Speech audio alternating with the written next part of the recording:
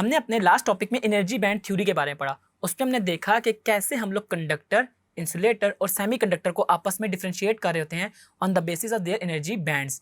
हमने देखा कि कैसे जो कंडक्शन बैंड होता है उसके अंदर फ्री इलेक्ट्रॉन्स ज़्यादा होते हैं और सिमिलरली इसी की बेसिस पे हमने वैलेंस बैंड और इंसुलेटर्स और सेमीकंडक्टर को आपस में डिस्टिंग्विश किया। अब हम स्टार्ट करने लगे हैं इसी से next topic, that is theory of magnetism. अब अगर मैं बात करूं थ्योरी ऑफ मैग्नेटिज्म की, तो हमारे पास जो मैग्नेटिक सब्सटेंस होते हैं ना, वो इटसेल्फ एक परमानेंट मैग्नेट होते हैं और उनका एक नॉर्थ पोल और एक साउथ पोल होता है। लेकिन अगर हम लोग इनको इंट्रोड्यूस करवाएं, यानी कि मैग्नेटाइजिंग सब्सटेंस को हम खुद से इंट्रोड्यूस करवाएं, तो फिर क्या होता है। इसमें जो हमने सबसे पहली चीज़ याद रखनी है वो ये है कि इन एन अनमैग्नेटाइज्ड सब्सटेंस, जो हमारे पास मैग्नेटाइज नहीं होते, the molecular magnets are randomly oriented.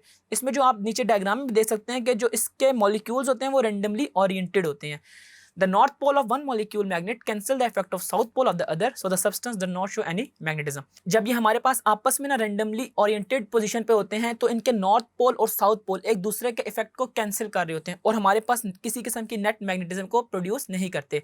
जबकि when a magnetizing force is applied to the substance, the molecular magnets are turned and tend to align in the same direction with the north pole of one molecular magnet facing the south pole of other।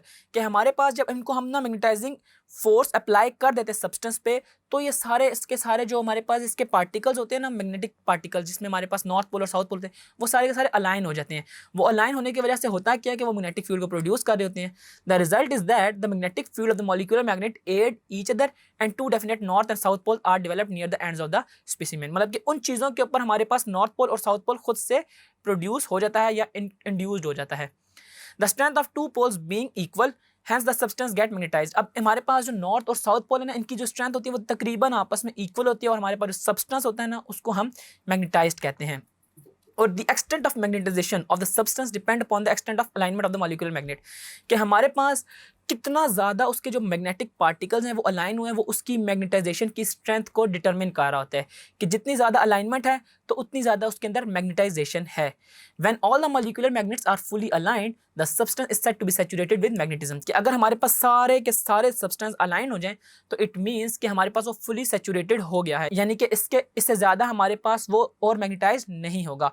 और इसमें जो last चीज़ आपने याद रखनी है कि when a magnetised substance is heated, the molecular magnet acquire kinetic energy and some of them loss their arrangement. कि हमारे पास जब भी ना एक मैग्नेटाइज्ड सब्सटेंस को हम लोग हीट करते हैं, तो वो अपनी मैग्नेटाइजेशन को लॉस कर रहा होता है। For this reason a magnetic loss some magnetism on heating.